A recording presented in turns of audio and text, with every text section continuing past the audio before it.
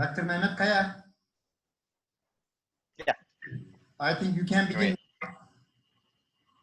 All right, so we can get started. All right, hello everyone. My name is Mehmet Kaya. I'm an assistant professor at Syracuse University in New York. Today, I'm happy to welcome you to the 8th International Symposium on Digital Forensics and Security on behalf of its organizing team and all consortium members. Thank you to each one of you for joining us during this difficult time.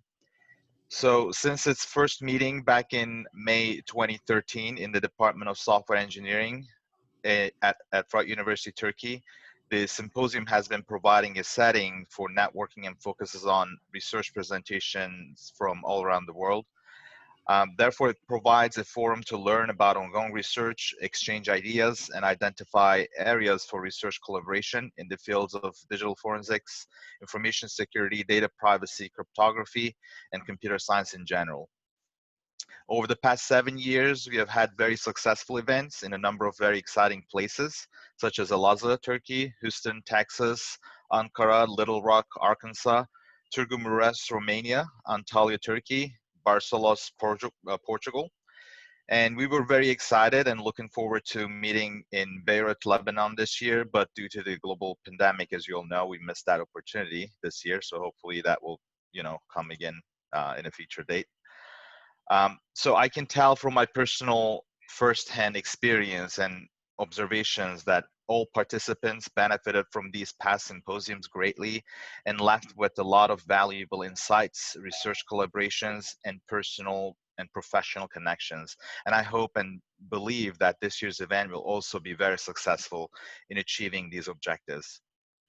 So before I invite our keynote speakers, I would like to highlight a couple of points regarding the symposium and particularly the meeting this year.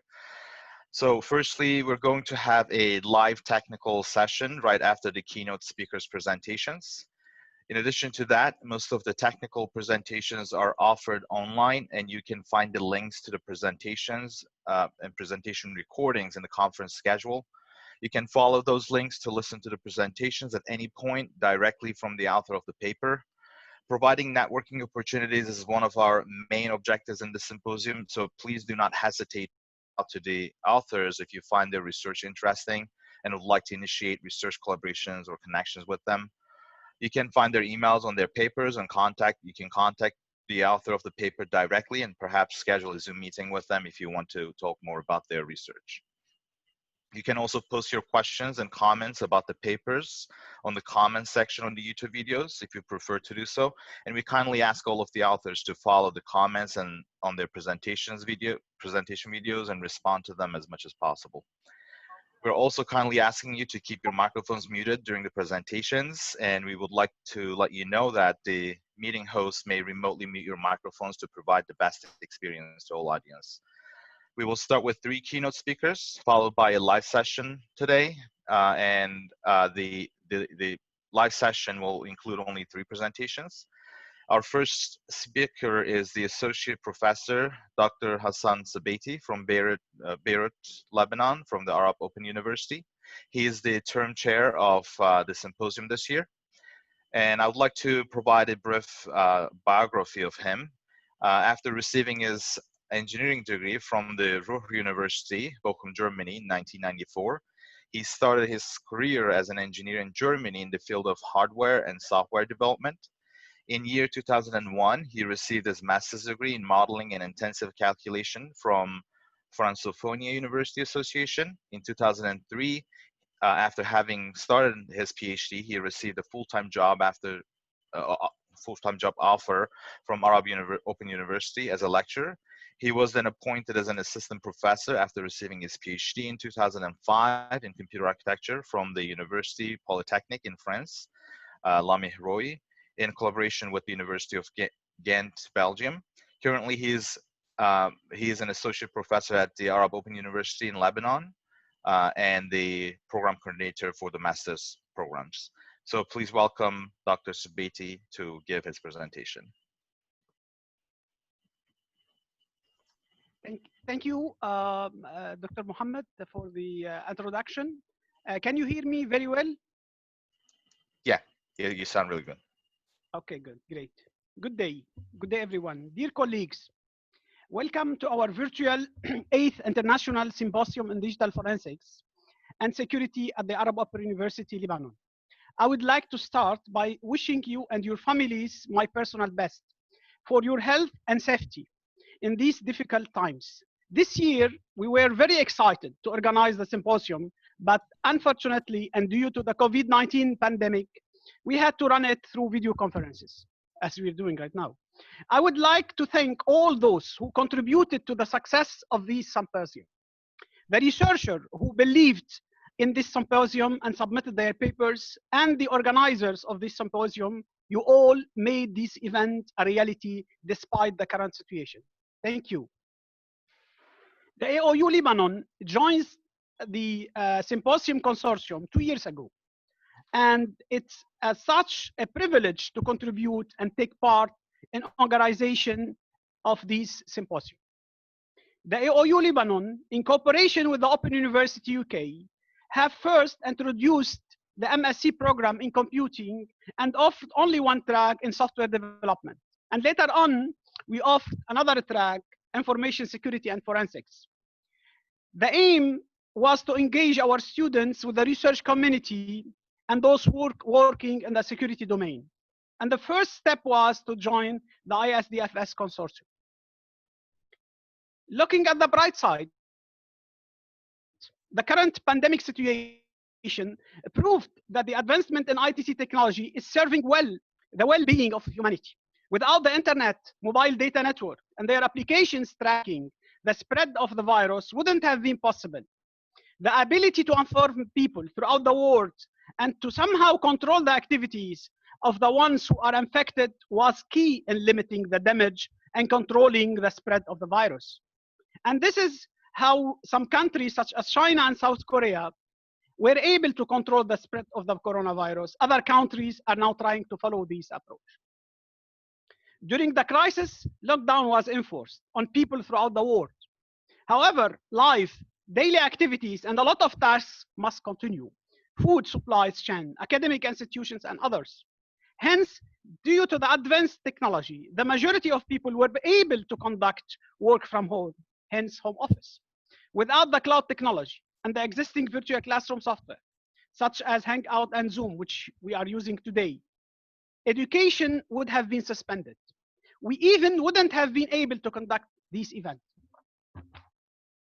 This symposium offers a major contribution to the advancement of the ITC technology, and hence is taking part in the effort of fighting COVID-19. I would like to thank you again for attending the 8th International Symposium on Digital Forensics and Security, ISDFS 2020. Your contribution made this symposium a success. We hope to meet you physically again in 2021 edition of the conference. I hope you will enjoy the conference and have a nice day. Thank you very much, Dr. Sbeiti. Our next speaker is Professor Dr. Asaf Varol. He's the general chair of the symposium. Sorry, for Dr. university. Dr. Kaya, do you hear me? Yeah. Okay, in this interval, Dr. Murat will release a video from Lebanon Open Arab University. Okay, sorry. Okay, we are waiting now from okay. Murat. All right. Murat, do you hear me? Okay.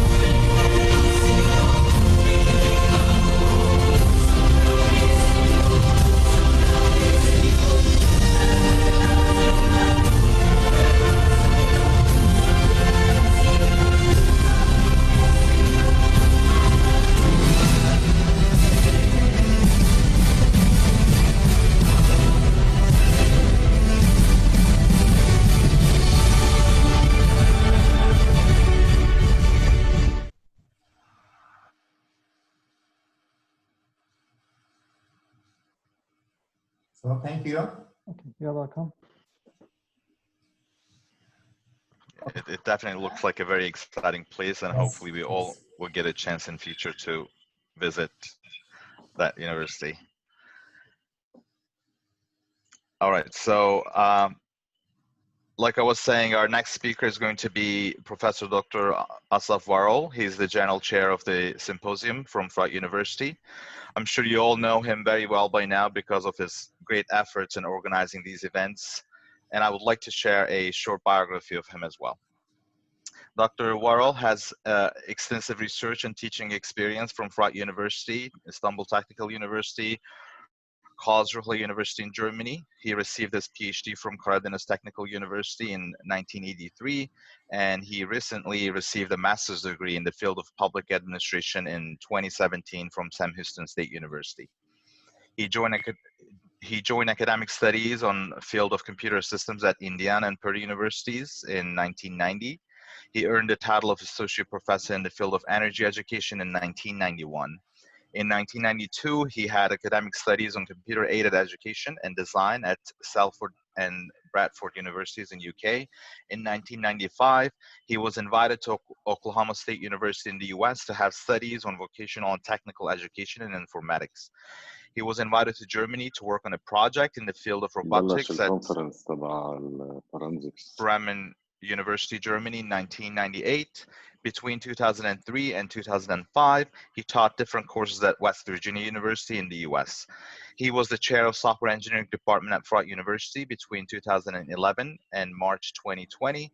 He taught introduction to digital forensics and information assurance, quantitative foundations of computer science and computer science core topic courses at Sam Houston State University between 2004 and 2019.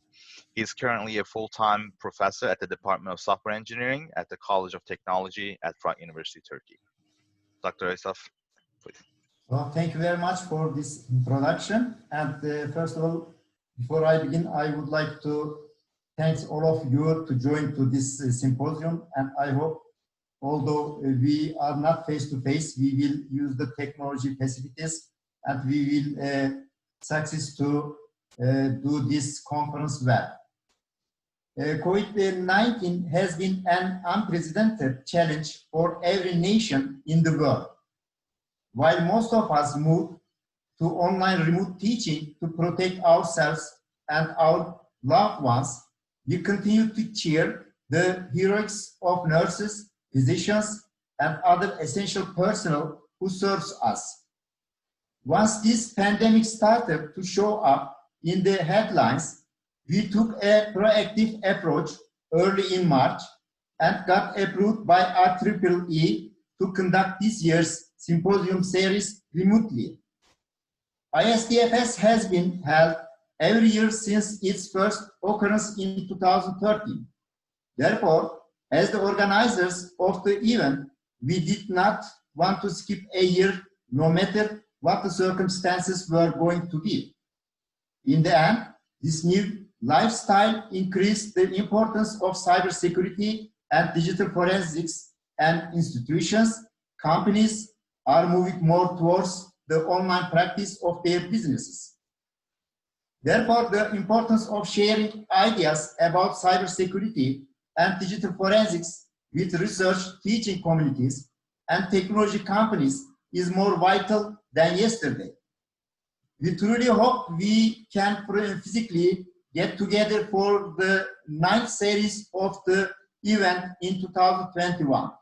However, it is evident that we will not be able to go back to the lifestyle that we had before the pandemic and need to be ready for similar circumstances in future.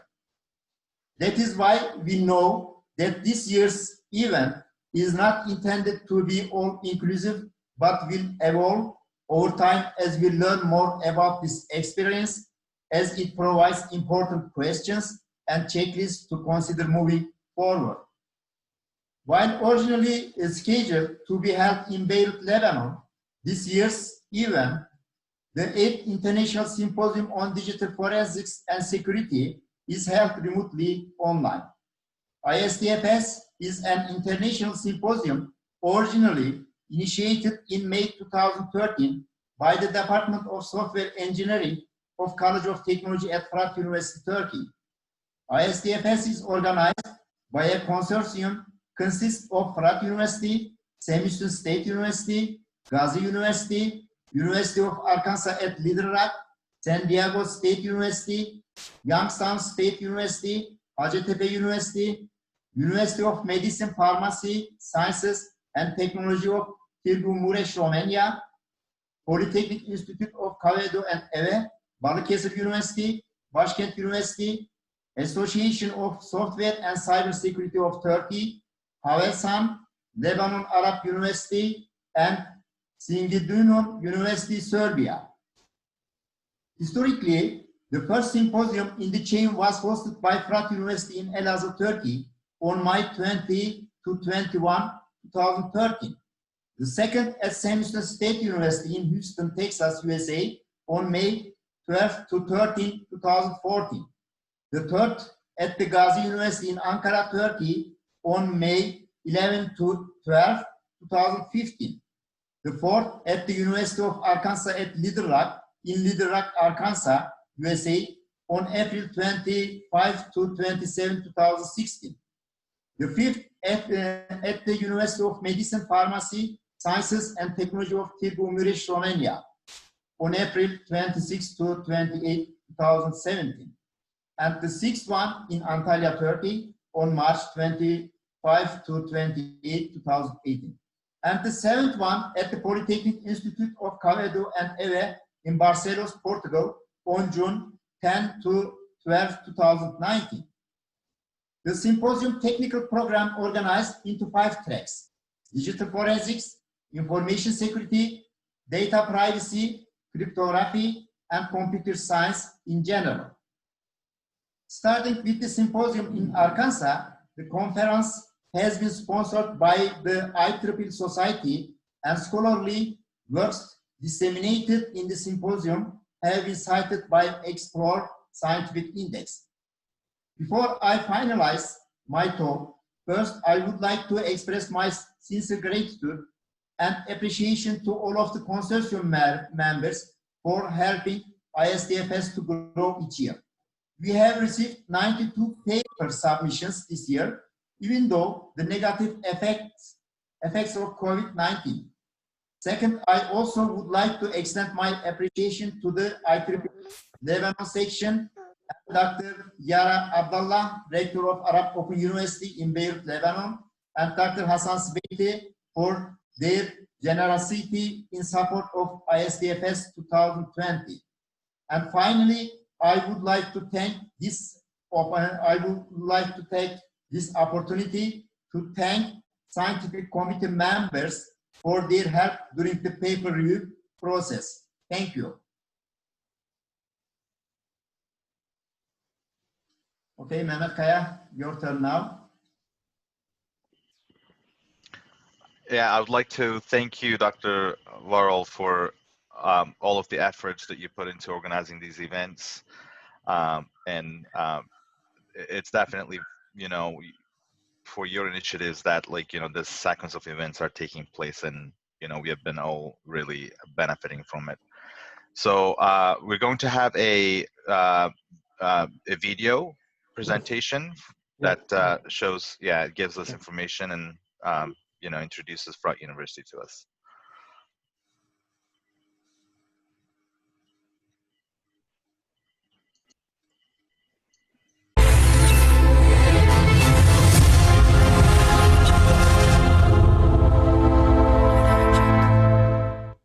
Nowadays, with nearly a population of 600,000 people, Elazığ is the most valuable pearl in Fırat University. The academic life, which began with a technical college in 1967 at Fırat University, continues today with 312 departments at college, undergraduate and master's and PhD graduate degrees.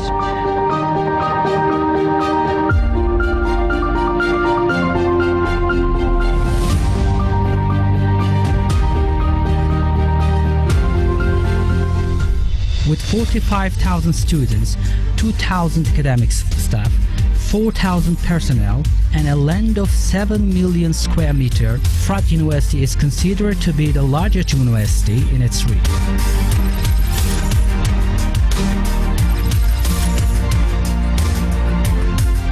Frat University constitutes of 4 institutions, 16 faculties, 2 colleges, 9 vocational colleges, 1 state conservatory, as well as hosting 25 research centers, 24 hours broadcasting radio and a TV with a global concern newspapers.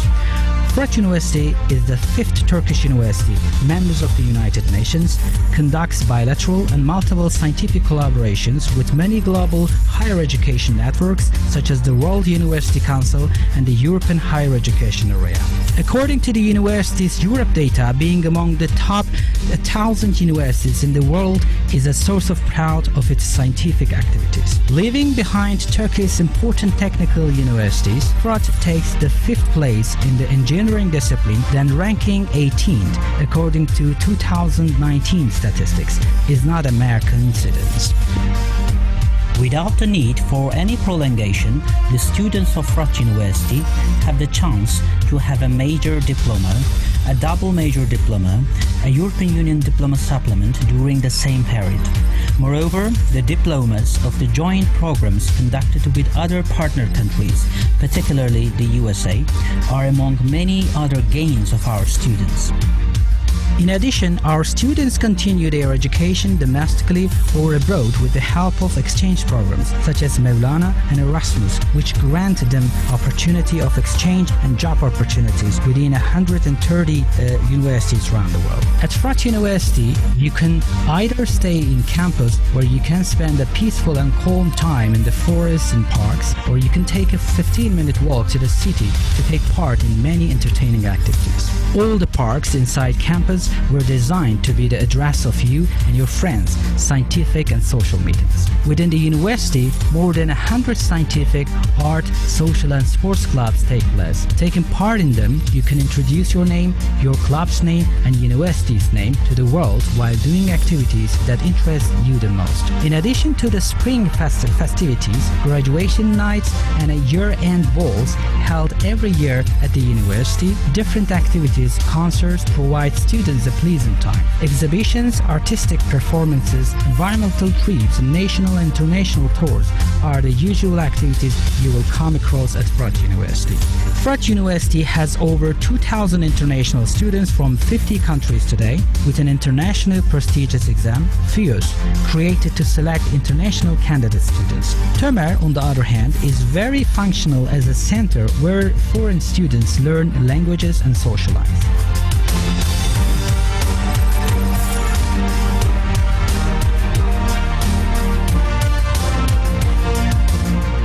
There are many dormitories for girls and boys around the campus. In private dormitories, students can easily accommodate at affordable prices in a peaceful and safe manner. Frat University Hospital, founded in 1984, is one of the regional hospitals in the east of our country. The Faculty of Medicine, which provides education at European Union standards with its giant healthcare staff, accepts patients from 4 continents. The Frat University Hospital, which is equipped with highly modern and world-class equipment, provides services to the local people in the diagnosis and treatment of all diseases, from 47 departments and 73 outpatient services, and from oncology treatment to organ transplantation. In addition to traditional teaching and research roles, our academicians added marketing and consultancy roles. They also provide training and life coaching services to students of Frat University who are doing business worldwide. Frat University, which has received high rankings and awards in the national and international competitions with the projects by our advisor academics and students together, is ambitious in raising every student as the best student. Frat University, with its modern educational approaches that focus on students as well as the spirit of togetherness created by the academicians and administrative employees, all the stakeholders who were able to conduct the we-centered works and who is making plans by foreseeing the future from today and which has been praised in the world for its name, is waiting for you for a better future.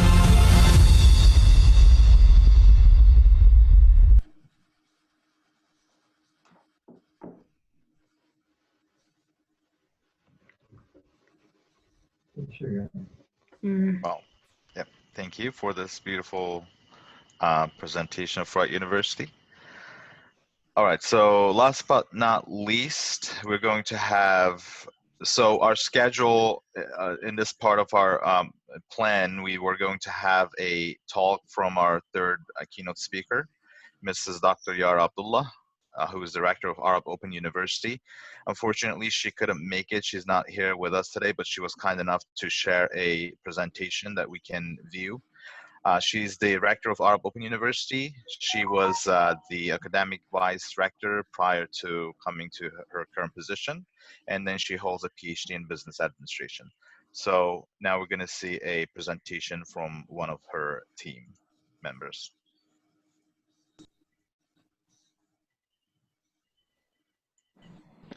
Hello everyone. First of all, Dr. Yara Abdullah sends her apologies for not being able to welcome you herself and to give this opening speech due to unforeseen and urgent events. So on behalf of Dr. Abdullah and the OU team, I would like to welcome all of you to the 8th International Symposium on Digital Forensics and Security. The Arab Open University was excited to organize the symposium and was actually looking forward to physically host it in Beirut and welcome all participants to our vibrant city. The current global pandemic has disrupted our plans and forced the symposium to be moved online.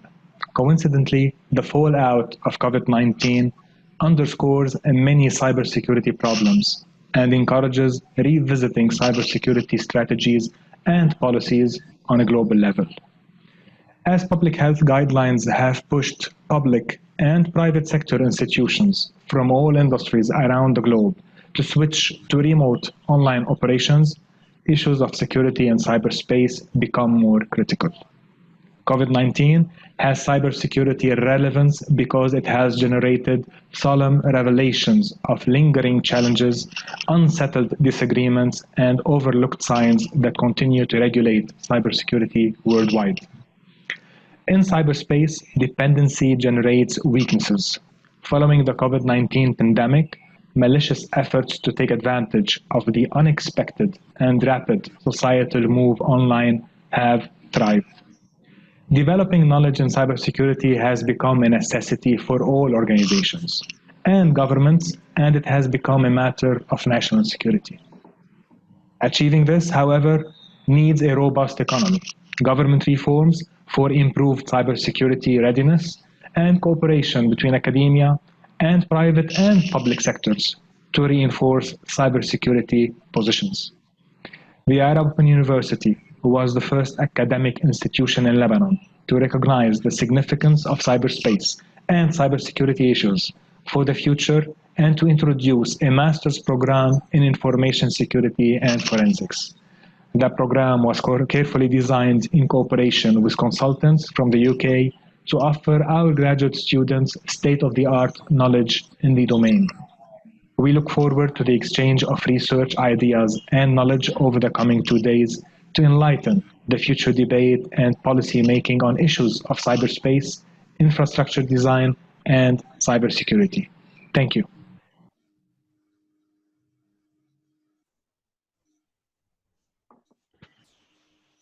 All right, so our program is going to continue with a technical session. But before we move on to that, I would like to take a couple of questions from the audience if you have any to our keynote speakers. We have Dr. Asaf Varol and Dr. Sabeti from Beirut, Lebanon. So if you have any questions to them, we can take a couple of minutes to answer.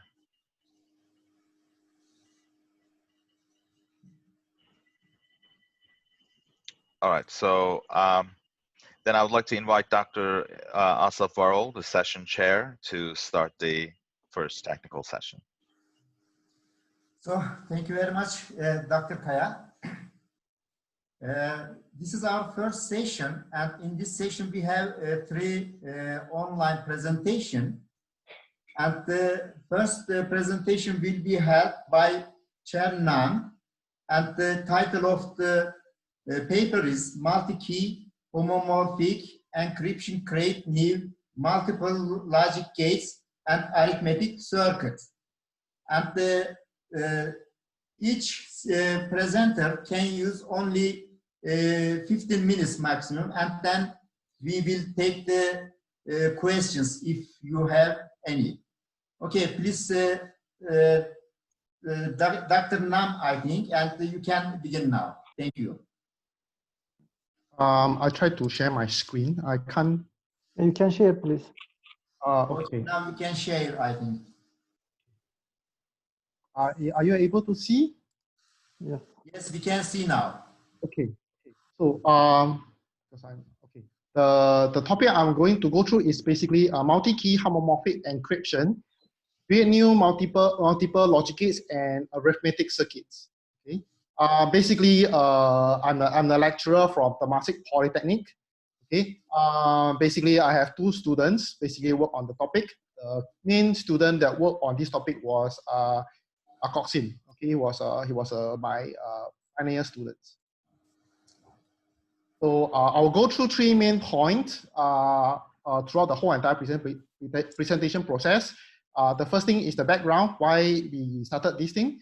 The second thing is gate creation with followed by latency test.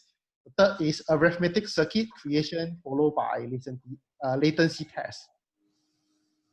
Why do we want to go about doing this? Because basically homomorphic encryption has been around for almost the past 10 plus years because of the three main state of today in terms of the data part. We have data at rest, data in transit, data in use, which is the key part, which is what homomorphic encryption is capable of doing most of the time.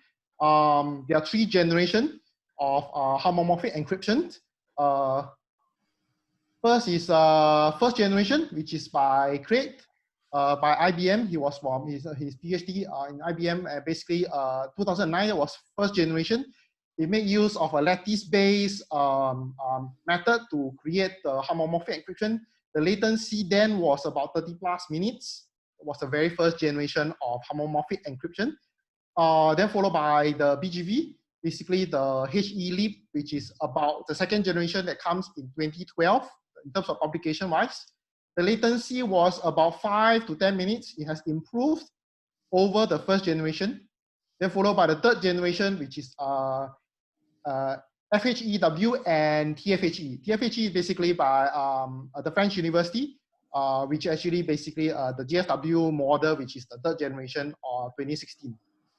This is basically the three generation of homomorphic encryption so far we're looking at. Of course, there is also partial homomorphic encryption, but basically we are looking more in terms of the homomorphic encryption as a fully homomorphic encryption. So they can arbitrarily do all kinds of stuff that most people are doing. There are three approaches. The first approach that most people has been doing, which is the integer calculation, modular calculation, which is what Microsoft and MIT is doing, BGV model. The Korean university, they are doing the CKKS model, which is the floating point. And then the last one is the bits, because if you want to do general calculation, you need integer. Let's say you need to do any addition, subtraction, you are deal with integers, just like any kind of processor, you deal with integers. You deal with a floating point, that's why processors has floating point units. We also need to deal with binaries. Currently, we are the only institute out there that actually trying to do all three at the same time. Because if you look at, there is a Microsoft and MIT actually did a standardization consortium. Of course, but it's a cut across three different libraries. They have the integer version, they have a floating point, you have to use a library that combine together with a bit part. So that is one of the motivation that we are trying to do, because end of the day, if you try to deal with 3 or 4 library, it becomes extremely complicated to go and learn about all of them and to code them. So basically, we started off with a Boolean circuit, which is what TFHE is. I'll go a little bit further on TFHE now. The torus are full homomorphic encryption now, which is about 13 milliseconds. Okay. The full homomorphic encryption on TFHE is basically done in 2016. by the lady in University of Versailles. Basically, what they have done is they make use of torus to actually speed up the process of the encryption method. So when you do encryption, the bootstrap time actually reduce significantly down to, with the calculation, is about 30 milliseconds all in all. The other part of it is because we have an earlier paper, actually, last year I went to Oxford to publish the one that is on the enhancement on the TFHE, which actually we try to enhance because it does not support the arithmetic calculation. We have a second paper and a third paper in Japan actually with the floating points calculation at this point in time. So this is the fourth paper that we are working on. We have actually worked on. This part is basically what we are trying to do is with secure multi-party computation, because for past all the papers that we have seen online, I don't know about 2020, but since 2019, they are most of the crypto using homomorphic encryption is using a single pair of key, basically one pair of key, all in in totality. So this is the in 2012 by the guys in IBM. Basically, they have started off a multi-key processing, so that basically they're making use of secure multi-party computation, because in order for calculation to take place, example, you have multiple parties where you want to do all the calculation together, you need to have many keys rather than a single key. You cannot just deal with just a public and private key, because the calculation, let's say, is done in the cloud. You want to have multiple people to be able to have multiple keys and then add keys into the system itself. So that is why there is such a movement to move into multi-keys. Okay? In terms of CPU-wise, if you take a look, Intel is doing something on multi-keys, but without homomorphic encryption. AMD is doing multi-keys also at their CPU level, but most of them are not homomorphic encryption. The starting point is actually at Gen 2 with BGV by Lopez at IBM. The lady in Versailles, Chiritotti, basically they have done another paper on 2019. They started off the multi-key using TFHE, torus full homomorphic encryption. Just one back. Okay, so basically they are doing binary circuits, okay? Bits, they're using bits. So they deal with AND gates, OR gates, and all this kind of stuff. But for their implementation, they only did a NAND gates and a copy operation. The rest of the gates, it doesn't exist. It's very difficult for researcher and other people to continue or work on more things, more circuit, in order to do all the necessary calculation.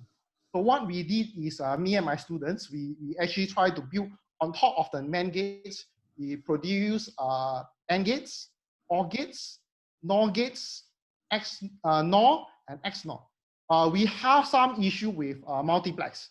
We have some issue because multiplex does not work, has some calculation error at the end of the day, because we don't understand why, because we use the same library as provided by the Versailles University, but currently the problem is when we try to build on top of that and have a multiplex gate, it doesn't work nicely. But the rest of the gate will work nicely, because in order to get most of the, if you understand a building up of a processor, you need all these basic gates. For example, a simple adder for simple addition, subtraction, multiplication, division, you need all these basic gates. Okay? Yeah. So we actually also tested all the logic gates latency. Okay? These are the computation.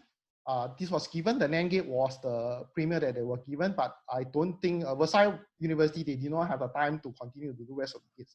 So we basically did all the rest of the gates. We did the OR gate, AND gate, NOR gate, XNOR, and NOR gate using this computation table.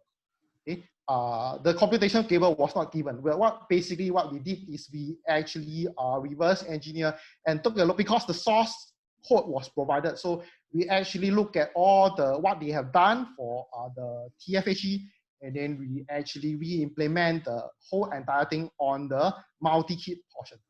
Okay, so these are newly created for to support the necessary computation, typical computation. So performance-wise, so we did create all the gates and we did a test of all the performance. It seems like N gate will perform the best, was 0.25 seconds. Yes, it's a lot slower. We actually have an Oxford paper. It was only about 45 milliseconds earlier on, but currently at this juncture, you can see on average it's about 0.2 of a second if we start doing multi-keys. There is a lot additional delay in terms of computation when we started to have multi-keys. That's the difference. Arithmetic circuits, we on top of that, then we are able to start building arithmetic circuit on top of it. Okay, things like adder, subtractor, multiplier, and divider. Okay, using the newly created gates, which is some of this stuff. Okay? And we also tested all the arithmetic circuit latency. If you take a look, okay, this is an adder process that we done. Okay, so you need to have XOR process. You need to have an AND operation. Okay, adder. So that is basically what we done for the adder. We created adder. The adder can do a 16-bit process and do a 32-bit process. Okay.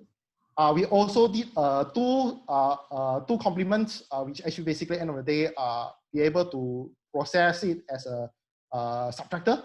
So we be able to do subtraction on top of that, which is also support 16-bit, 32 bits. Okay. Anything more than that, at this juncture we have issues. Okay. Because at the library level it only support 32 bits. Okay. For 64 bits, probably upcoming papers. We are still working hard on the future on top of 32 bits because computationally it has some issues. We also did a multiplier. We're able to multiply up to 16 bits at this point in time because any numbers beyond that, there is some constraint. We will work on it on the future paper to increase it to a higher order. And we also did a divider circuit. This is a restore division algorithm. It's one of the algorithms that actually did not need compare. Okay. The main part of homomorphic encryption is if we start to do a compare, it will cause issue to the problem because you want encryption, you want to do hiding of information from everyone, but so end of the day, when it's sent to the cloud, you don't trust the cloud. It's a zero trust model. So you don't want to do comparison. Comparison will leak out information and have issues. So that is why we use restore division algorithm to do divider circuit end of the day. It's a bit slow in comparison at this juncture in time because at this point in time, we are dealing with just pure integer. We have did a floating point paper earlier on. When we move into floating point, the division circuit will run a lot faster than the current state. Okay, so but we have not reached to the point for multi-key. We have actually did some things for the normal homomorphic. So far, I hope I did not speak very fast. Hope you all can catch what I'm telling. Okay, and okay. So performance. We did it on an i7, not a multi-processor yet. We did earlier on. We did some multi-processor process. So we did a 8-bit, 16-bit, and 32-bit timing. All these things is in terms of seconds. So adder takes about 4 seconds for 8-bit. It's quite a linear process. Some of them it may go a little bit exponential because of the complication of the gates and the complication of the amount of bits wise. As you can see, when you go to divide, it becomes a very huge amount. But multiply, I think divide in the long run will reduce down to kind of a multiply in terms of seconds. So it will be about multi-key will tend to go a bit higher. This is if there's one party is actually quite equivalent to the previous model, but this is still longer. Two-party, what really make use is the two-party one. Based on the statistics itself, that most at least a two-party can do addition with a defaulter different set of keys. This is a single pair in one party. This is still the same. using the new library that is provided. This one is using a new, this is two parties. This actually make more sense, but the timing wise, you can see is astronomical increase in a very huge way. We managed to do it and test it out.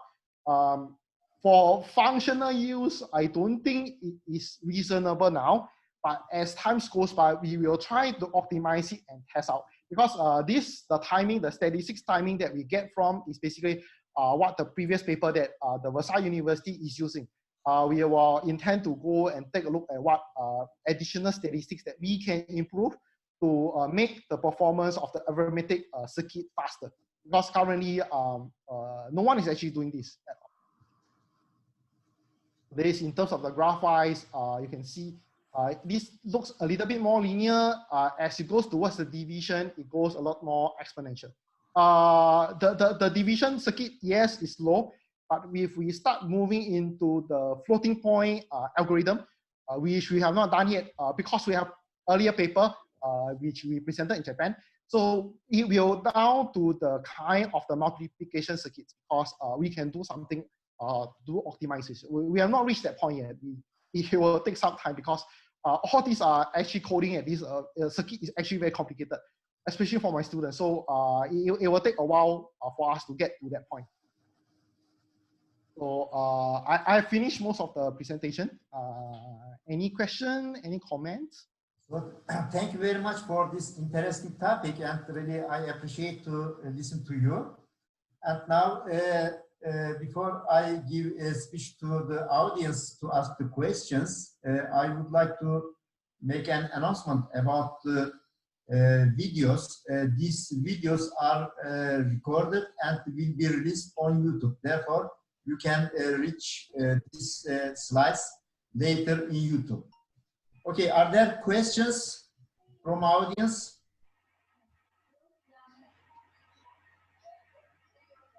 Dr. Yap, can you please leave the screen? Oh, okay. Something like that? Okay. Okay, yeah. Are there questions from audience or participants? Okay, I think there isn't any question. Therefore, we can jump to next speech. And the next paper is Cybersecurity of Lebanon, a large-scale empirical study of critical vulnerabilities. And Dr. Yasser Fadlallah will present it. Are you there? Yes, do you hear me? Yes, we are hearing you. Hello, hello everybody. So I need to share my screen first. Maybe? Yeah. Just 1 second. So is it well shared, the screen? Yes, we can see your papers, your PowerPoint slides now. Okay. So you only see the slides, right? Yes, we can see your face and even the paper. Okay, great. Okay, so hello everybody. What I'm going to present today for you is our paper that's titled On the Cybersecurity of Lebanon, a large-scale empirical study of critical vulnerabilities. So I'm Yasser Fadlallah. I'm from the University of Sciences and Arts in Lebanon, USAL, and I'm at the Computer Science Department. Actually, the authors of the papers are Yasser Fadlallah, which is me, myself, Mohammed Sbaiti, Mohammed Hamoud, Mohammed Nami, and Ahmed Fadlallah. So, and actually, here we can say that these are the authors of the paper, but more than that, these are actually the main people in a team that we are let's say we are building together in order to consolidate the cybersecurity in Lebanon and to increase actually the awareness. Actually, because actually, what is the problem in Lebanon? The problem is that there is only, I think that it's not only in Lebanon, it's worldwide. But let's talk about Lebanon since this is our case study. Because actually there is a lack of security awareness in general. I mean, also the system owners, I'm not only talking about people in general, the IT system owners do not realize how important is to secure their systems, and also do not know the impact, the real impact that can cause any vulnerability on their systems. So actually, the aim of our paper is to prove that. Okay, because everybody say, okay, we know maybe that they are not aware, but we prove that what kind of result can we get if we do really if we do a study, a real study to have things in numbers. So how many actually how many systems are vulnerable? I mean, what is the ratio of people that are not or system owners or administrators that are not aware of this, or they are not applying the best practices of information security? So the outline of this presentation will be the following. I will start with an introduction where I will introduce our work. Then I will move to talk briefly about a framework or a platform that is called actually the CERT Information Gathering Platform or Framework. I'll just give a brief presentation since this is not published yet. Then I will move to talk about to just show some selected vulnerabilities for our experimental study. Then we will evaluate the attack surface of Lebanon and to find how many vulnerable systems in different sectors, etc. And at the end, I will conclude the presentation. Actually, nowadays, the connected devices are increasing in an exponential way. For example, in 2015, maybe this is outdated, but I mean, it was forecast by Cisco that in 2022, 29 billion IoT devices will be connected. Okay, and this actually, this graph actually shows this increase forecast. So actually, what does this increasing in cybersecurity, or for people working in cybersecurity, what does this increasing number of connected entities means? It means that the attack surface will become actually larger. So the number of successful large-scale attack will be rising with this increase of connected devices. Sorry. Okay. Now, what is the main question to be answered? The main question to be answered is how could new generations of technology, for example, the 5th generation of or 5G, how can this generation, I mean, be well equipped against security threats? Okay. So this is the main question that needs actually an answer. I mean, the answer, let's say the trivial answer will be, okay, let's apply the best practices and this will provide actually an answer to this question. Okay, this is true. However, critical vulnerabilities are still available. Let's give examples. The first example is, let's have, for example, an internet application that will have, for example, some added features, and these features are not tested yet. Okay, this will actually why? Because maybe due to some priorities or some lack of resources. And this actually, I mean, these features, if they are not tested, so they might include some vulnerability that could lead to some full compromise of the system or whatever.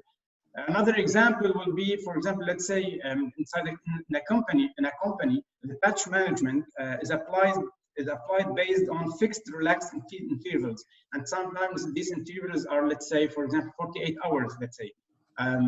So in between or during these 48 hours, maybe we will have some vulnerability and some exploit to exploit the system, and this will actually also lead to a compromise. Sorry.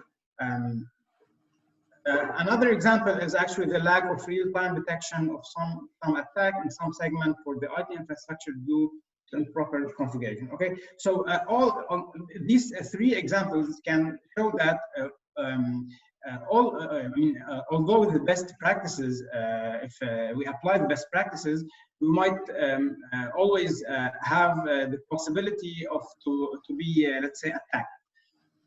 So in order to well address the security issue, we will call actually the approach that is called, maybe all of you know this approach, red teaming. So what is red teaming? Red teaming actually, it conducts vulnerability assessment in a live environment with an adversarial point of view on the whole target scope and without advising security stuff. Okay, so this red teaming approach will have the following added value. It will actually, the red teaming activities will assess the overall effectiveness of the implemented security measures in live environment. So it will give you a real assessment of, of your let's say, security best practice that you apply, which is effective or which is not effective. It will demonstrate the impact.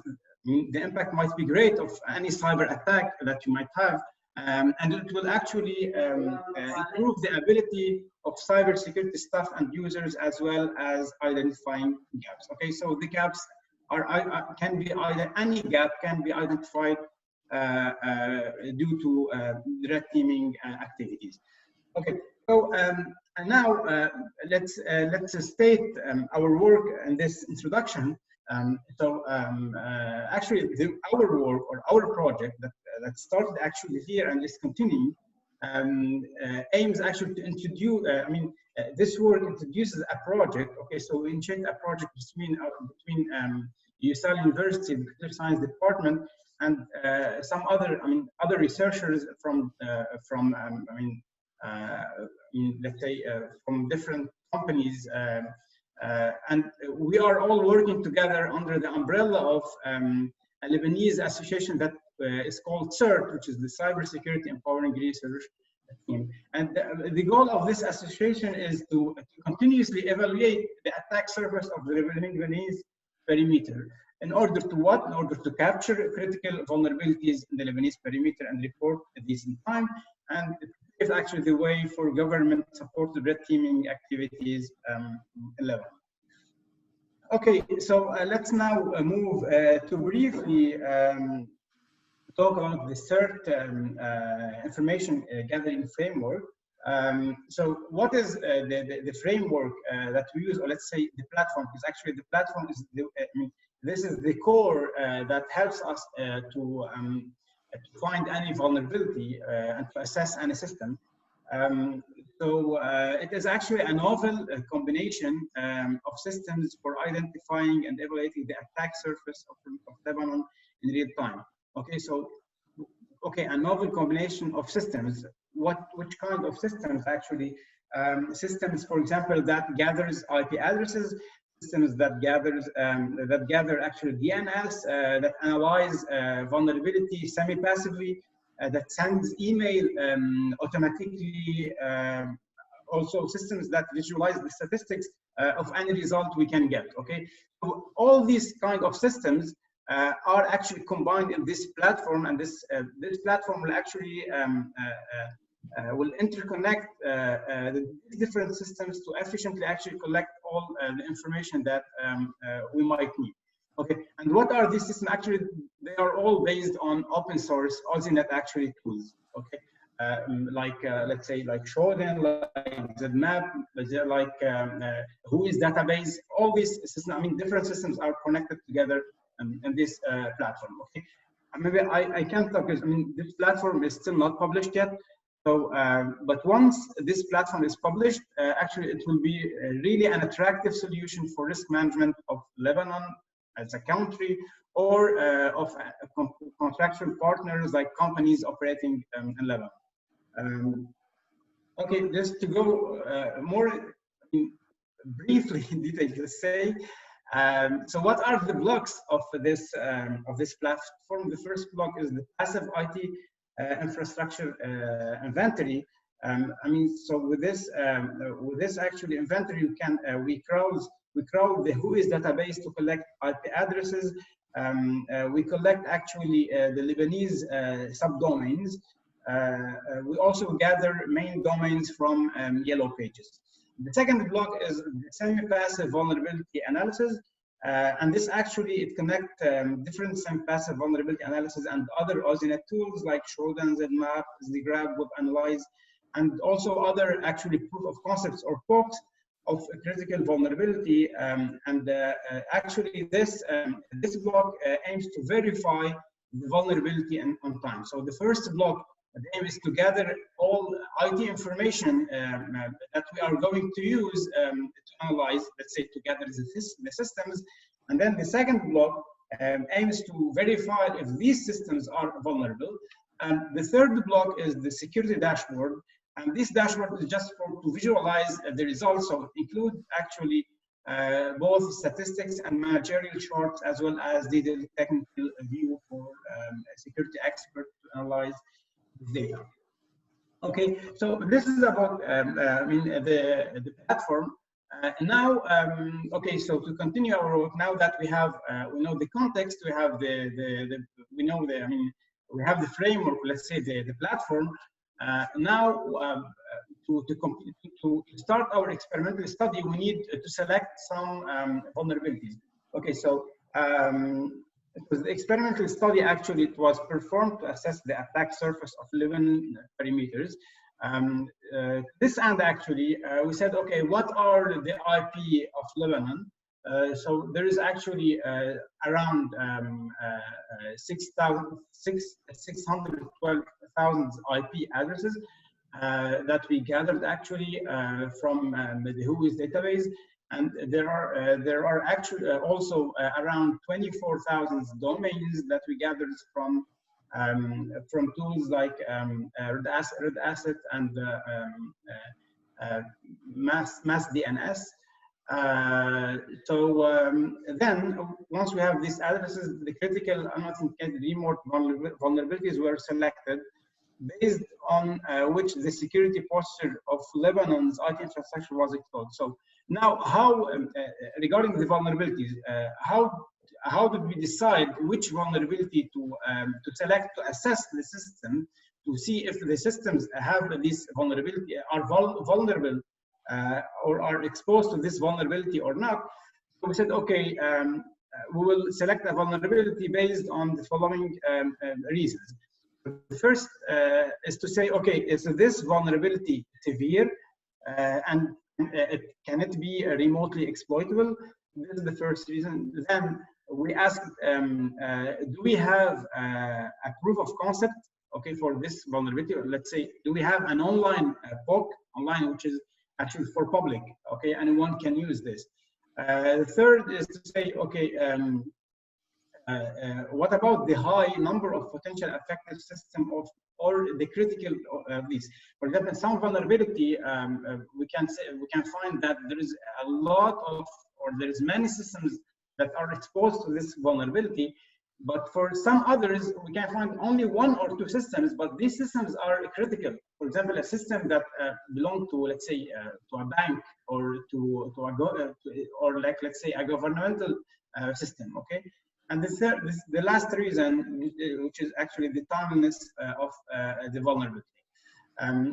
Okay, so here are actually the selected vulnerability. Okay, so I'm not going to read the whole table where actually we have 10 selected vulnerabilities. The first is actually in the Citrix application delivery controller gateway, the Citrix software.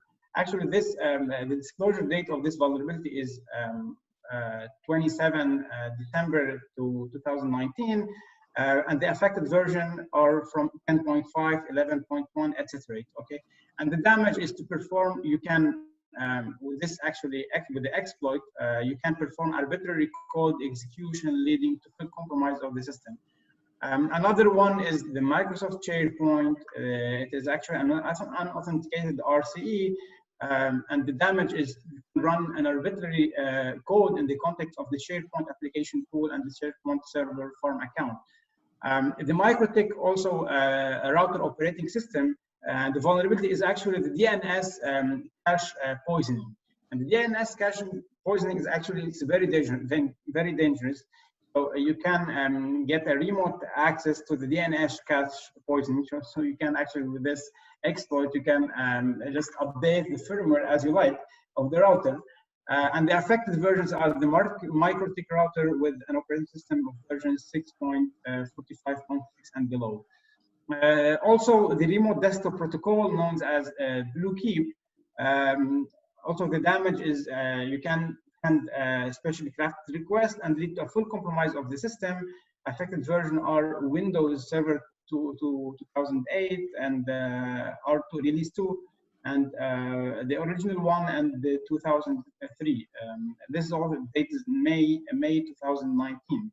Also, the Pulse Secure connected, with which you can have an arbitrary file reading, can just read a file with you can read the credential actually in a plain text from the cache of all recent logins. Okay. Also, the Oracle WebLogic, the MikroTik Winbox. So actually, some of these are of these software. Some of these are softwares for like let's say personal computers or servers or routers actually. So the attack surface is not only personal computers. I mean the whole IT infrastructure. Okay. So now I'll move on to evaluate. Details of these vulnerabilities are in the paper, so you can feel the paper to read more about them. And actually, the references also of these vulnerabilities are mentioned in the paper. So you can feel free to check the paper and to check the reference at the end. Okay, so let's now move to evaluate the attack surface. What we said, okay, we have let's say around 6,000 address. Now what we, let's say for example, we want to test for the Oracle WebLogic, okay, this software. Okay, so the Oracle WebLogic it works on the port 7001. The Winbox, for example, it runs on the port 8291. Okay, we said, okay, let's first, for example, regarding the Oracle WebLogic, what are the systems among these 600,000 systems? What are the systems that have this port open? Let's say, for example, 200, 1,000, 3,000. Okay, so we say, okay, so these systems now are a potential system to be vulnerable. We want to check which of these systems are vulnerable to the WebLogic. And we did the same for the Winbox, the FortiOS Pulse Secure, the Citrix, etc. for the vulnerabilities. And what we found actually, we found that we have for this 10 for the 10 vulnerabilities, we have actually 44,000 systems that that use any of these 10 softwares. Okay. So we said, okay, so now our results are from these systems. What we did actually the first from those systems, we first chose chose the per vulnerability potential affected system. Then we said, okay, we have the proof of concept, for example, for each vulnerability, we have the exploit. So okay, we will try to run to check if this system is vulnerable or not. And then to once the vulnerable system is identified, the affected targets were notified actually the email. So actually, it's not a code that it was run; it's just a small request actually. Okay, now regarding the result, the first let's say the first figure here presents actually the ratio of unpatched systems in the perimeter of Lebanon. So for example, let's take as an example the Citrix ADC gateway. We found that 153 systems use the Citrix ADC gateway, and among these systems, there are actually 43 systems vulnerable. Okay, And also for the MikroTik router OS, and this is actually the DNS poisoning, we have actually 1,000 or let's say 1,208 systems vulnerable among 3,000 and something, which is actually the ratio was here like 30% or more than 32% of the systems were vulnerable to the DNS poisoning attack. For the Citrix, actually more than 25% were vulnerable. Okay, etc. So when we say, okay, these are still vulnerable, it's simply because they are unpatched. Okay, so this is actually and the ratio of unpatched system, which is actually is high, especially if you look at the Citrix, the MikroTik, and the Fortinet. And okay, maybe I'm not allowed to talk more than that, but it's really actually, I mean, sometimes the one vulnerable system is really dangerous. Okay, because the system that is vulnerable is really critical. Okay, now if we want to see this per sector, we can find that the whole vulnerable system that we found, 22% of these systems belong actually to the technology sector, 5% belong to the governmental sector, 10% to the banking sector, which is actually an interesting result and surprising at the same time. And for retail and business, 21% is from the business sector, insurance sector 6%, entertainment 10%, education and healthcare 10%, and construction and consultancy 16%.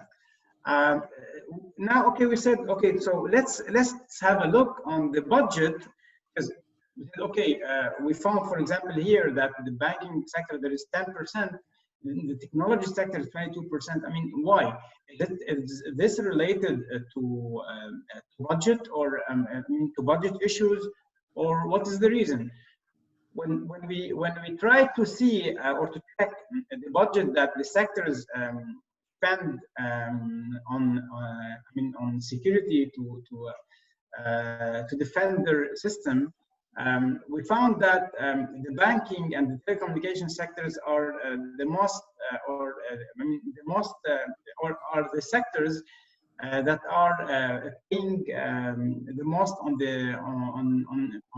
to defend their security systems or their information systems. But what is interesting is that the banking sectors in 2016. It has a really, they really had actually great budget high budget for information security services. However, in 2019, it increased actually to, let's say, by 70%. And this is actually, this is surprising. The telecommunication sector is the only sector that is, seeing more and more on security services. And Dr. Fadala, yeah, summarize in 2 minutes, please, because the time is going and there are other people. Okay, I'm almost done. Okay, I'm done. Okay, sorry. Okay, so okay, so this is okay. So it might, we said, okay, it might be related to budget issues.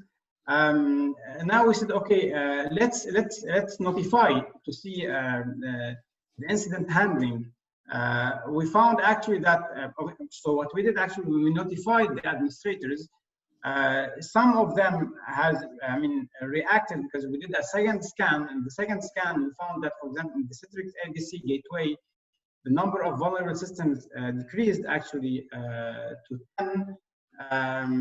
But however, in some others, for example, the LifeRay portal, there is nothing.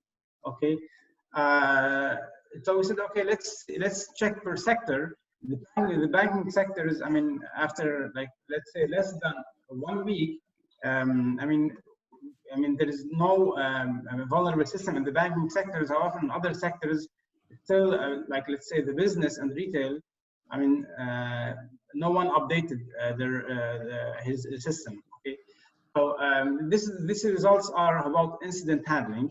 So as a conclusion, in our work, we try to shed the light on the security issues facing the information systems deployed in Lebanese companies, associations, and institutions.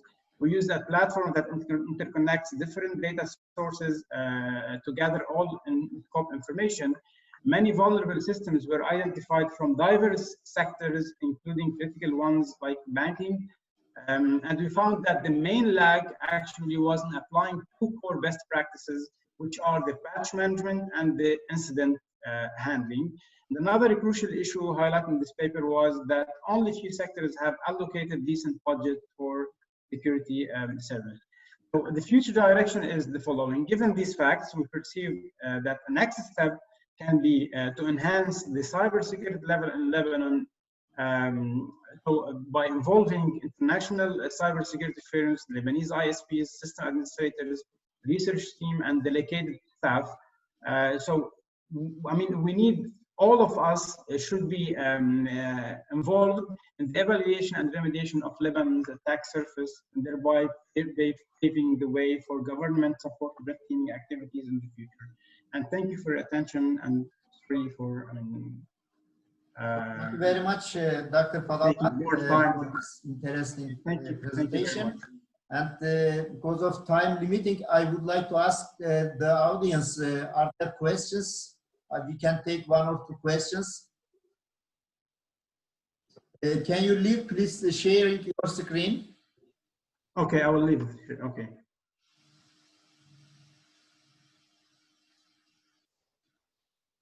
Are there questions? Nobody? Okay, thank you very much again. Thank you. And I hope in future we can collaborate to study on the subjects together with Fırat University and Open University in Lebanon. And now we are going to the third presentation. And the third presentation will be held by Lazaro Herrera. And the title of the paper is Challenges of Acquiring Mobile Devices while Minimizing the Loss of Usable Forensics Data. Good morning. Why can I not share? Yes, that's it. All right. All right. Good morning, everyone. So this is my topic. This is supposed to be some sort of workshop, but unfortunately we are not meeting physically, so we'll figure out what we can do. All right. So in modern forensics, you're sometimes dealing a lot with mobile devices, and these are some of the challenges that you're gonna encounter if you ever handed a mobile device for any sort of forensics work, right? Lazaro, I don't know if, excuse me yes. for interrupting. I don't know if you're sharing, but I'm personally not seeing your live. You cannot see what I am. Okay. Why can I not? Come on. All right.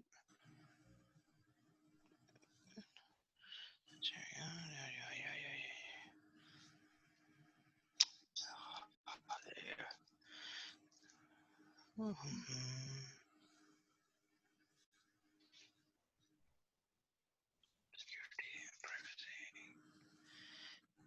There you go. Screen recording, screen recording. There you go. All right. There should be a green share screen button in the middle of the toolbar on the bottom of your screen.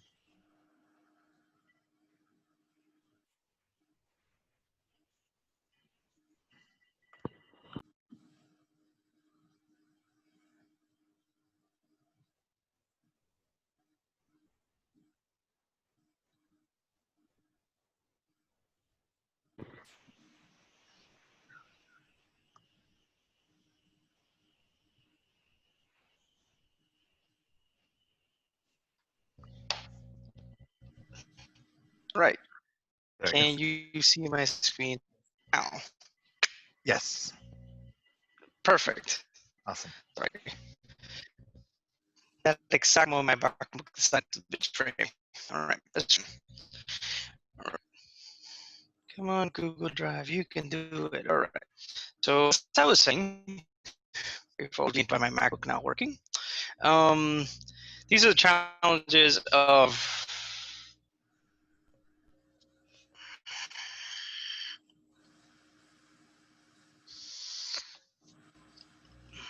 come on.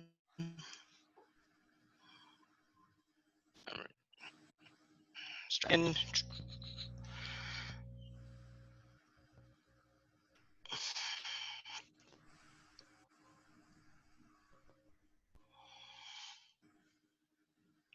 all right, so we're not going to present that.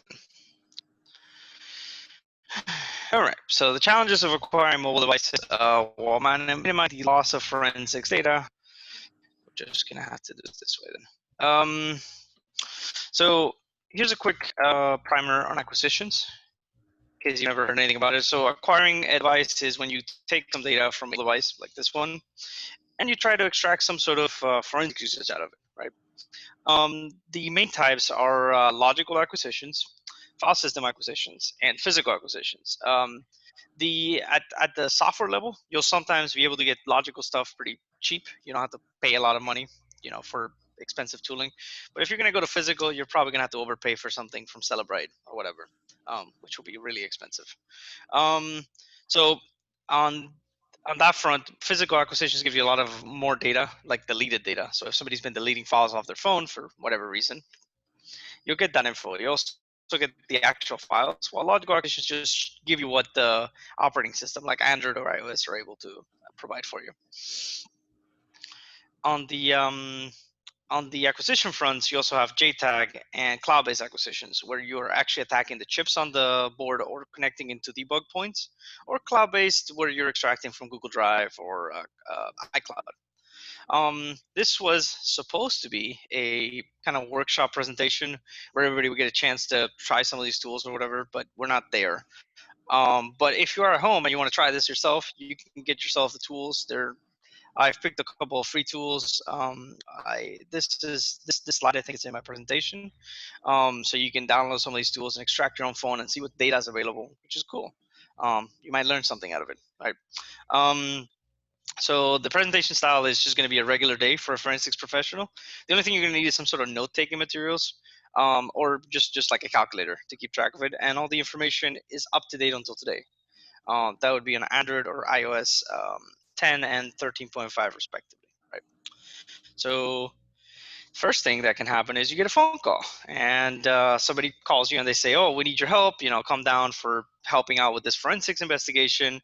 And somebody might give you a pre-made kit, which we have one, like, let's say right here. You have a pre-made kit that has stuff in it. So your first choice is always, do you double check everything or do you just go? So if you wanna play along, just mentally keep track of what you're doing. So if you're in a rush, just go. Otherwise, you double check everything, right? So once you get there, there's a person being escorted out in handcuffs. They probably did something, and somebody comes to you and explains to you they left the phone on their desk. And there's somebody saying, "Hey, I caught the whole thing on video," and they're waving their phone back and forth. So obviously, there's some sort of video that helps whatever. So let's talk about what the first challenge will be, right? So you get to the suspect's desk, you see a phone. Now you're an expert, so you obviously know which phone it is. Just mentally pick one right now, and then we'll go from there. Oh, in the real world, you don't get to choose what their phone is. They just, you're just supposed to know about every phone, obviously. So let's talk about what the first thing is. So the phone is upside down, right? So what's the first thing you should do? Should you pick up the phone, turn it over, look at it, or should you do something else, right? Now, if you don't know what the something else is, well, that's bad news. But let's say you do make your choice. So just think about what you would do in this situation. And the first issue is going to be face recognition. So newer devices can detect your face, and they will count that as a login attempt, right? You often get a couple of login attempts, around 5, I think. but on the newer devices, that counts as a attempt. And some of these toolkits rely on biometrics to bypass the login and get you access to all the data. So if you accidentally trip this, you're going to lose a couple of attempts. There's a small note, but 2 days ago, iOS updated Face ID. All of a sudden, people are wearing a lot of masks for some reason, and because they are, Face ID will only try once now. It used to try twice, so it was far worse before. Now it's a little better. But otherwise, if you can't, if you're able to extend your arm out in front of the device or put tape over the camera modules, you won't have any issues with this. But the fact is, if you don't know about it, well, you'll lose a couple of attempts. So you turn the phone over and it's off, right? So what's the easiest way to check that whether it's on or off, right? So there's a couple things. There's a little button in the front, which is called the home button on an iPhone, and on the back of some of the Android phones, there's like a little thing on the back. You could try that, or you could try some of the buttons on the side, right? So on the newer iPhones, under the home button, there's a fingerprint sensor. And if you press it, well, you just lost another one of those attempts. Tape over the fingerprint reader totally works. Totally safe. You're not going to break anything. Power button is the recommended way to actually check if the phone is on or off, right? So you somehow managed to get through that. Let's preserve the maximum amount of evidence, right? So what can we do, right? If you've been in forensics, there's nothing wrong with turning a device off, right? But it's mobile, so you can't do that. So iOS devices that are unlocked by someone, they go into a special mode that has less security. But if you restart them, they go into a different mode which has more security, referred to as AFU and BSVU, respectively. So AFU is after first unlock and BFU is before first unlock, right? So if you decide to turn the phone off, you're going to be getting less data out of it. And it's not going to be good, right? So we want the evidence on the device to stay the same, right? So we need to isolate the phone from wireless networks. So let's think about how we should do this, right? If you decided to go slow from the beginning, you can use a Faraday bag here, right? But if you decide to go fast, you don't have a Faraday bag, right? Because you forgot to check everything, and now you're stuck. There's some other options that you can choose, but choose one. Just think about it for a minute or 30 seconds.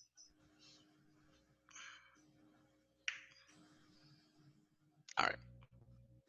So airplane mode. So iOS devices can be configured to require unlocking to use airplane mode.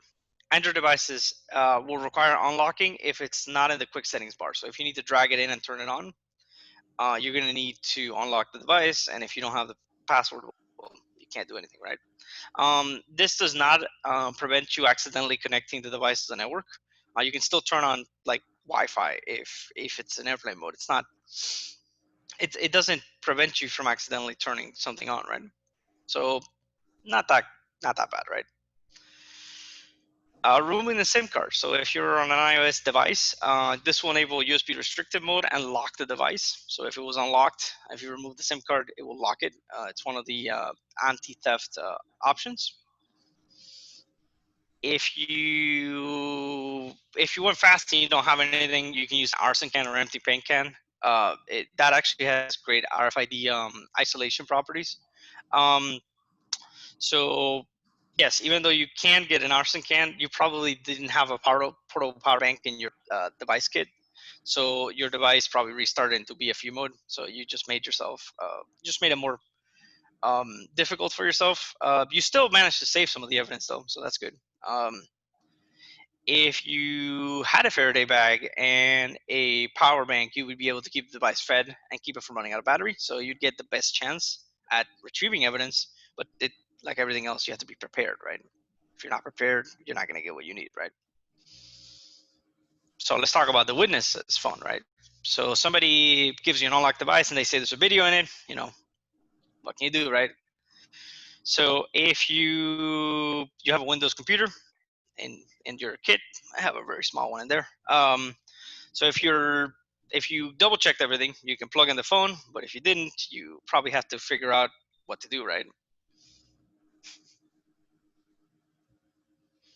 So syncing on mobile devices. So iOS devices through iTunes and Android's devices sync through your phone.exe, which is a Windows 10 application that's bundled into it, can have the metadata modified on the device. So when you plug it in, if sync is not disabled, you will actually be writing to the device.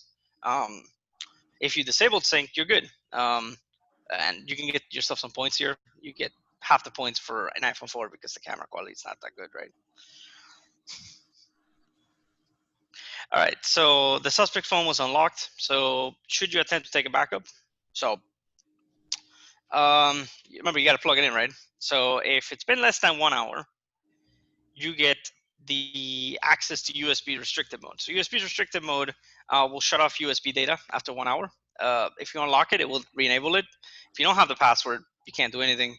And Android devices require your unlocking for new devices. So if you don't have the password, you can't connect to it, right? So let's talk about backups, right? So when you have some backups, right, is it possible to add or remove backup passwords, right? So on iOS, you can always remove the backup password, or you can do something else. Or on Android, you can add a password, or you cannot add a password, right? Those are very simple choices, right?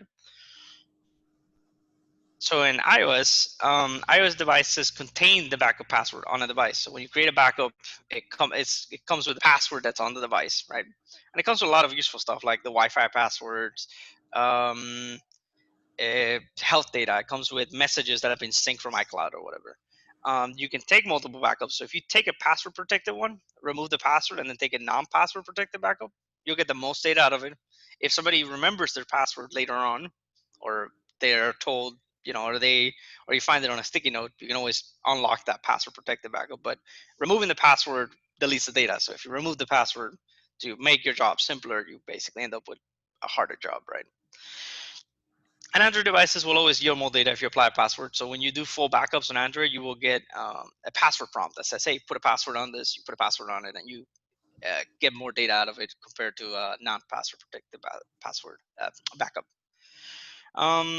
So if you've been playing along,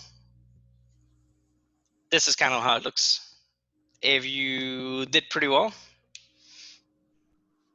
is about 70%. Not so well is about 48%. Terrible is 30%. And at 0%, the boss wants to talk to you for some reason. I'm sure he wants to give you a promotion.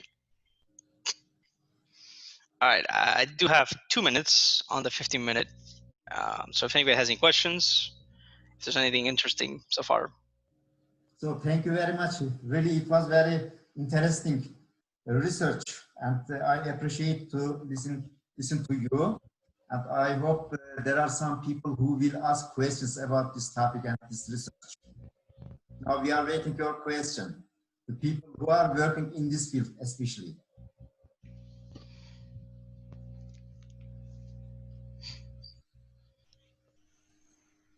One.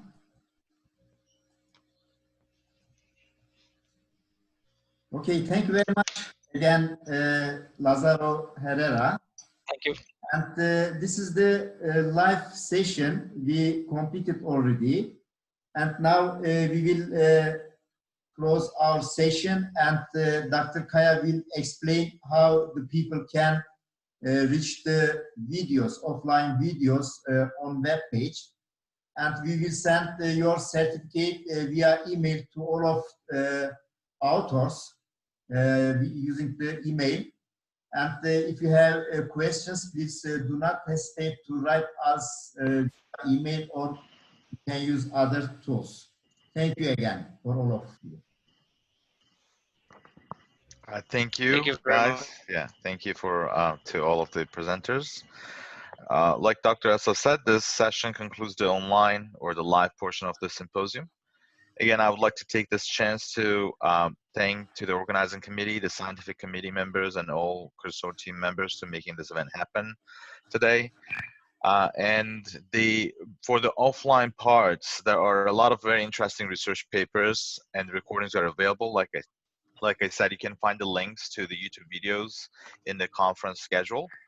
And please, go ahead and, watch the videos that are interesting to you and leave comments or questions under the video. And the authors will hopefully answer your questions or respond to your comments. And I would like to thank you all very much again for joining us today. And please know that we expect and appreciate your continued support and contributions in our future symposiums as well. And in the meantime, like Dr. Isa said, please let us know if there's any mistakes in the web page content or the proceeding of the symposium. And if you have any trouble viewing the offline presentation, just shoot us an email. We'll be happy to help. So please stay safe and healthy and enjoy the rest of your day. Jihan, are you there? Yes, I can hear you. Okay, maybe you can give some information about the proceedings at the IEEE site. You can give some information about these things. So far, we have collected all the copyright notices and all the latest versions of the camera-ready papers. We will be packaging those up within this week and we'll be submitting to IEEE. If there is no error from our side, it should be available to IEEE Explore in a month or so. And once it's been published to IEEE, definitely we will send you a notification email. So thank you very much. And Dr. Hassan, do you want to say something? Are you there? Yes. I want to thank everyone who contributed to the event. So unfortunately, this took place video conference. I hope soon we will organize it again in Beirut. I'm looking forward. I hope in future we can organize again in Beirut and be together and discuss face to face. Yes, this video conference wouldn't count as a full organization at AU Beirut. So we're still in the pending queue of organizing it, okay? Okay, thank you very much. And Dr. Sheref Sağaroğlu, are you there? Maybe as a consortium member, you want to add something to this meeting? I am not sure. Yes, he is not here, I think. Okay. So thank you very much again for all of you, and see you next year in another country or places. Thank you very much. And we are closing. Thank you, Professor. Thank you.